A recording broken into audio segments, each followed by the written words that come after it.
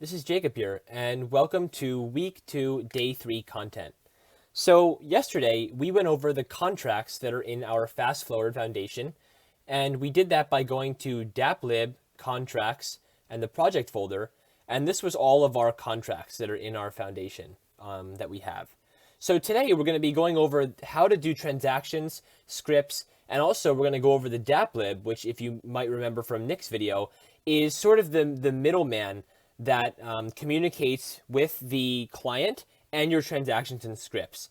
And it makes it so much easier so that in your, in your terminal, you don't have to use the Flow CLI to put a bunch of weird arguments and stuff that you were seeing last week where you might have had to send, something like flow transaction send or flow scripts execute or some weird command like that. It's all going to be handled in our code.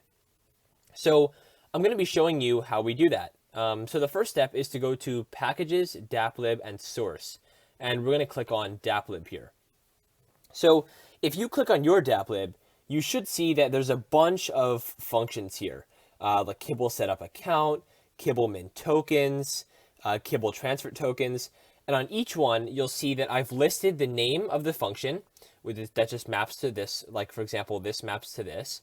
And then I have a calls, and then which transaction or script it's calling. And this is a relative path to, if we go to the interactions folder, you'll see that, if we're saying we're calling transactions, Kibble, transfer tokens, this means you go into transactions, Kibble, and transfer tokens. And this is the cadence transaction that we're calling. And so this should look familiar. This is just a simple cadence transaction. So if we go back to our DappLib here, you'll see that there's also one more thing, the signer / proposer / authorizer. And we're treating all three of these as the same person. And I've listed here that, for example, in this case, it's data.signer. So I'll show you in a second, but in our roles object, in proposer, with the proposer key, we're going to put data.signer because that's what we listed right here. Okay, so one more thing before we jump into an example here, let's look at our dappconfig.json. So you won't see this unless you actually yarn start your project for the first time, so make sure you've done that. But what you'll see in here is all of the contracts and the account that they're deployed to. So, for example, if we look at, Kibble, Kitty Items, and Kitty Items Market, they are all deployed to the same account, which is 0x01cf, blah, blah, blah, blah, blah. And you might be wondering, well, why does it say project.kibble and project.kittyitems? And the reason for that is because if we go to our contracts folder, you'll see that these contracts all lie in the project folder. And this is just because we wanted to separate it from contracts that the Flow team provides. For example, non-fungible token.cdc, which is a contract interface. And you can see this is deployed here. And there are also a bunch of other Flow contracts that are not in the Flow folder, but they are automatically deployed by the Flow emulator. So we don't have to worry about that. So if we go to back to our DappLib, let's actually run through how we can set up something like this so that we can call a transaction and script and what all of it means. So let's go to our example transaction, and we're going to first start by saying let result equals await blockchain.post. And so what we're doing here is we're setting up an example transaction. So let me actually name this how I would in the other comments. And we're going to say this calls, let's say, for example, transactions / kitty items. I'm just making stuff up here / mint kitty item.cdc. Let's just come up with something random, right?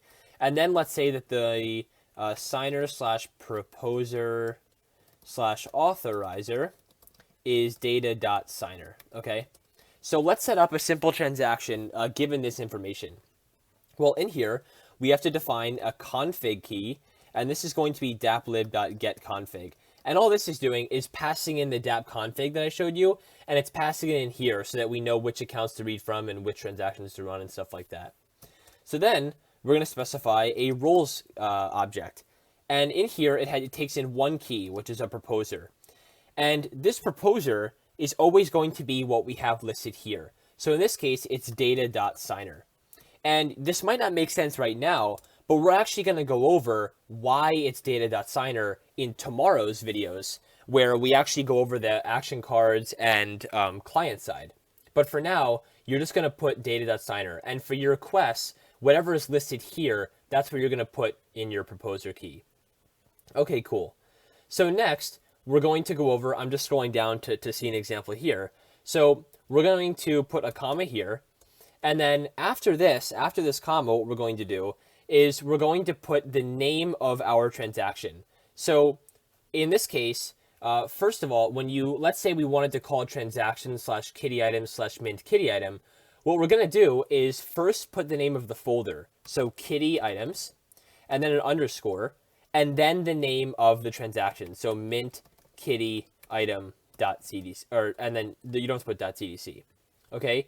And what this is going to do is simply go to the kitty items folder in your transaction. So it'll go to transactions kitty items and then call mint kitty item right here. So that's what that's going to do. And I'm trying to figure out why. Oh, it's because I forgot to put a semicolon here. Okay, nice. So after this, you'll see that I'll erase this again so I can show you. But if you want to pass in parameters, so let's actually go to our mint kitty item here, right? This takes in a recipient and a type ID. So we know that this takes in 2 parameters, okay? And let's say we're calling this, right, from our example transaction script. What you're going to do is put a comma and then enter, and then you're going to put an object. And in this object, we're going to list our parameters. So for example, in mint kitty item, it takes in a recipient, that's an address. So let's type in recipient as a key, and the value is going to be an object that takes in a value. And let's say this value comes from the client. So let's say it's, I don't know, data.recipient, and the type, we have to specify type, is t.address. Now, the reason we have to put t.address is because when you're using the Flow CLI, as you might remember from Morgan's videos last week, you know, we're getting t from @onFlow/types. So we have to put t dot and then address, okay? And then it takes in a second parameter. So if we look at mint kitty item again, it's type ID and then uint64. So we're going to put type ID and an object that has value. Let's say it's data.typeID and then type t.uint64. And so this is kind of how we're going to call our transaction with parameters here.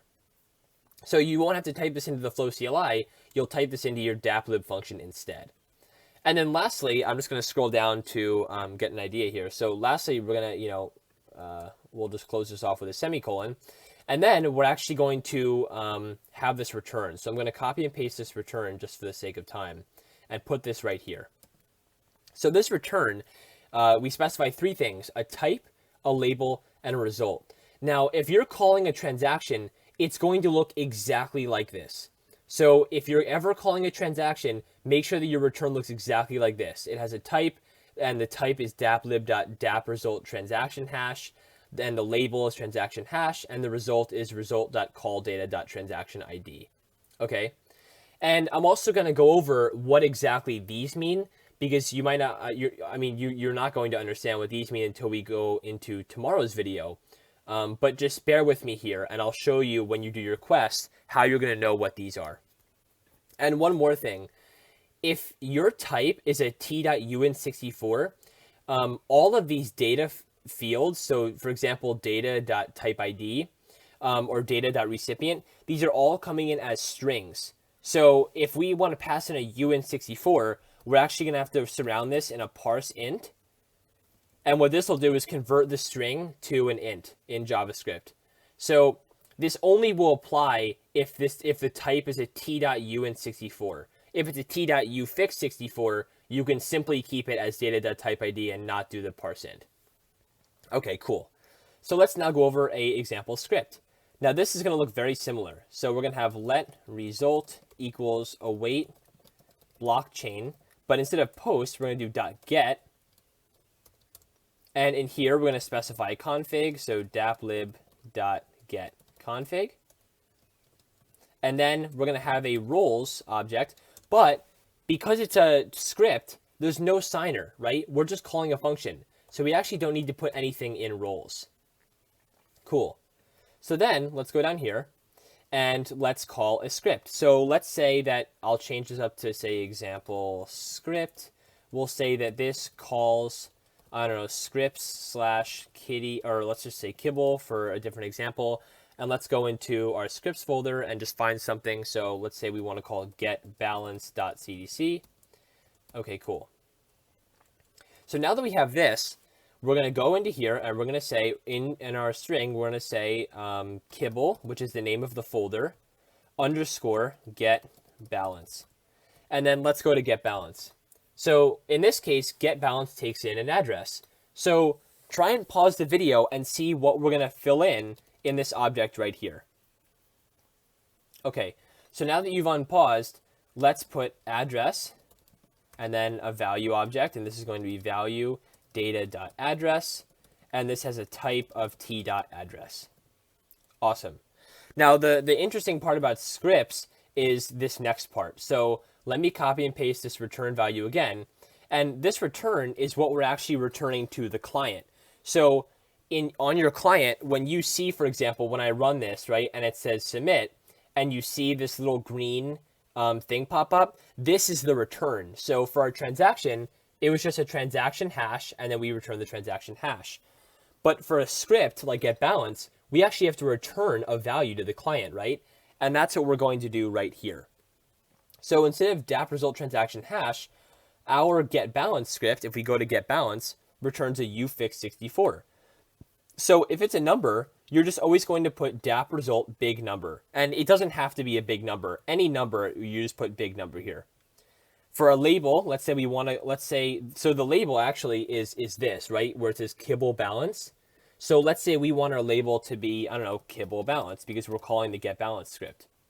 And then the result is always going to be result.callData. So if you ever have a script, it's going to be result maps to result.callData. And this is how you'll set up your example script and your example transaction. So I'm going to delete these and kind of walk through some actual examples that you'll see in your DappLib when you go to your DappLib file. So for example, let's go through some things here. Okay, so this is important to point out. So kibble min tokens, I said calls transactions, kibble min tokens. And you'll see that's exactly what we put here, right? But in this case, it says the signer / proposer / authorizer is config.account at 0. So we didn't put data.signer here. We put config.account at 0. And the reason for that is because, well, let's go to our kibble, right? Because this is in kibble. Let's go to our kibble contract. And if you scroll all the way down to the init, you'll see that we actually store a Minter resource into the kibble's contract account storage, right? This isn't given to every account. This is only given to the account that the kibble is deployed to. So when we go back to our DappLib here, you'll see that it wouldn't make sense to mint tokens, right? Because let's go to transactions, kibble, mint tokens. The signer here always has to be that account, right? It always has to be the account that kibble is deployed to, because no other account has the Minter resource. So when we go back to our DappLib, we're simply going to put config.account at 0. And what this is let's go to our dapp config. So config.account at 0 is going to be 0x01cf blah, blah, blah, which if you also notice is the exact same address that kibble is deployed to. So that's why sometimes you'll see config.account at 0. It's because it only makes sense for that one account to sign the transaction. Cool. So you can kind of scroll through these and see that there's a bunch of different examples that you can use. And in your quest today, if you scroll down, or you could also just simply search to do, but you'll get to a point where you see to do. And you will have to implement these 3 functions in the DappLib. Okay, so if we look at here, it has a very similar format. This is a transaction that calls transactions, kitty items, mint kitty item. So hopefully you'll be able to set that up. The signer proposer is config.account at 0. And then you'll see that mint kitty item.cdc takes in 2 parameters, a recipient and a type ID. So to give you a hint, what you're going to do is, you're going to reference these by using data.recipient, and the other one is data.typeid. So that's how you're going to reference these two parameters here. Now, make sure again that if your type ID or either of these parameters is a uint64, make sure that you wrap it in a parse int like this, because we have to convert it to an int. All right, so hopefully that gives you enough hints to go through and implement these three functions. And also this one, I believe there's two transactions. So these two are both transactions, and this one is a script. Awesome. So that covers the DappLib. Now let's go and actually look at how we put transactions and scripts into our Dapp. So let me close out these files, and we can start looking at how we might put transactions and scripts in our Dapp. All right. So if we go to our interactions, I'll close the source folder. If we go to our interactions folder, you'll see that there's scripts and transactions. So let's go to transactions, for example. And I don't know, let's go to kitty items and mint kitty item. So in here, this is one of the transactions that you're actually going to have to implement. And I won't use this as an example because it isn't implemented yet, but let's look at, I don't know, mint tokens for kibble, right? So this is already completed for you. Most of these transactions and scripts are already written for you. And one thing I wanted to show you was the imports. So how do we do imports in DappStarter? Well, instead of having to do something like import fungible token from like, I don't know, / something in here, we actually make it much easier for you, because all you have to do is say import the name of the contract and then from like project.kibble and or flow.fungible token. And this is really just coming from what I showed you in the Dapp config, where if you go to Dapp config, these are the things that you'll be importing. So project.kittyItems market, project.kittyItems, stuff like that. And again, that just comes from which folder the contract is in up here. And so imports are made really easy for you. So the three transactions, or the two transactions that you're going to have to implement are mint kitty item and transfer kitty item. And you'll see these both have a to-do.